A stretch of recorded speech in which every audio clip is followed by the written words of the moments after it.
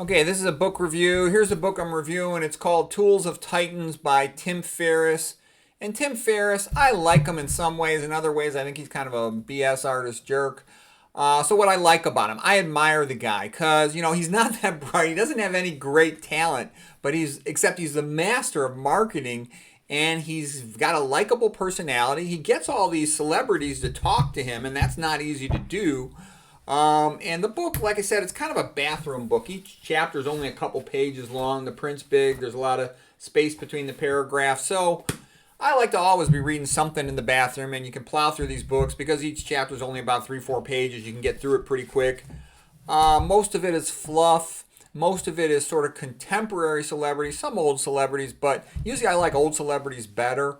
Most modern celebrities are lefty, pinky, commie, airhead scumbags.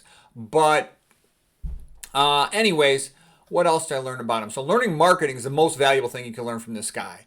But here's some good quotes. For example, Tony Robbins. I like Tony Robbins, even though he's a little bit of a fluff guy too. But he says, information without emotion is not retained. And that's a good quote. Basically, it's hard to get people to pay attention to anything intellectual, but if you can connect it to something emotional, they might. Only emotion endures. That's Ezra Pound, good old quote from Ezra. There's a good quote, also I like it from Zig Ziglar, not in this book, but Zig Ziglar said, logic gets people to think, but emotion gets them to act. And I think that's true. But, the point of all that to me is if you're going to give a talk or write something that you want people to pay attention to, you got to focus on the emotional or forget it. It's probably not going to stick with them at all. Paulo Coelho, an author, he said, to trust your reader that he or she can fill the empty spaces. I agree with that. Don't over-explain. And that's why I talk and write the way I do. My attitude is the only person who cares what I say is going to be a smart person. So therefore, I'm just going to assume you're smart, and I'm going to talk to you that way. And, it's a waste of time. People that are not intelligent and curious, they're not going to be watching my videos or reading one of my books. So why should I, baby talk to them? It's a waste of time. Here's a quote by Mae West. Those who are offended easily should be offended more often. Okay, Brene Brown, to be trusted, be vulnerable. You can't really earn trust over time without being somewhat vulnerable. Yeah, you gotta, tell the truth and be authentic because otherwise you're just not going to be able to continue unless you do that. And I also notice, I've been around academics a long time, and it's like all these big name experts I've discovered, the vast majority of them are fake. They're phonies. Lots of these guys who publish hundreds of papers, they have other people publishing the papers. They just put their name on them. They don't know anything. I'm not kidding you. I know people at Harvard that have published hundreds of papers and don't know anything. It's rather amazing. Let's see. Lao Tzu, he said, being deeply loved by someone gives you strength, while loving someone deeply gives you courage. I know that too. My mother had confidence in me at times when other people didn't, and I liked that. That helped me in life. Loving people gives you some courage. Well, basically, I like Schopenhauer. You're Schopenhauer, or what's his name? Soren Kierkegaard. But Soren Kierkegaard said basically, you're screwed either way if you do something or if you don't do something. So you might as well do something. I think that's what it pretty much comes down to, okay? The commie's going to just bump us all off. We could at least try to, make the world a better place before we go, okay? Mark Andreessen, the famous programmer, he's the guy who wrote Netscape that became one of the most popular ways to surf the web.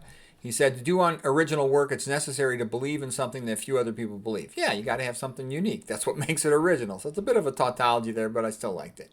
Okay, this guy, Mike Birbiglia, he said, write everything down because it's all fleeting. Yeah, I've known that for a long time. I'm always making note cards of something. Because whenever I get an idea, I make a note card of it or I call a friend. Whenever I learn something, I hear something interesting, or I want to look more, read more about it, I'll make a note to myself. And then you look at that. And in a sense, too, you take the responsibility of remembering it, you transfer it to a piece of paper, it frees up your mind for something else. This guy, Chase Jarvis, creativity is a renewable resource. The more you use, the more you get. Better to amplify your strengths than fix your weaknesses. Yeah, I think you should try to just go with what you like and what you're good at, because that'll be more enjoyable to you. A lot of your weaknesses, you can't really fix them. If either you can sing or you can't. Either you're fast or you're not. Neil Strauss, the biggest mistake you can make is to accept the norms of your time. And I like what Nietzsche said about that. Most of what we consider conventional wisdom is really, he called it a power structure, meaning that it is what the powerful people want people to think or to do. And quite often, it's just a big lie. Look at conventional medicine. It's all based on selling drugs. And drugs, 95% of them don't work. More than 95% of them. It's more like 99% of them don't work well. Okay, you are what you pretend to be. Well, I think what that means is sort of like move in the direction of what you want to become and go as fast as you can and have the confidence that the work's going to pay off and you'll sort of develop as you go along. Okay, Peter Diamandis has a good quote here. The day before something is truly a breakthrough, it's a crazy idea. And if it wasn't a crazy idea, it wouldn't be a breakthrough. If it was just an incremental improvement, then people wouldn't pay much attention. Most research, again, 99.99% of research is all answering micro questions inside the conventional domain, okay? Very few researchers, scientists are doing anything interesting or original. It's almost all just boring crap or trying to make money for a corporation. It's not a lot of original research. I say that because I read a lot of journal articles and stuff, and to come across one that's really a creative spark is a lot of fun. It's uncommon.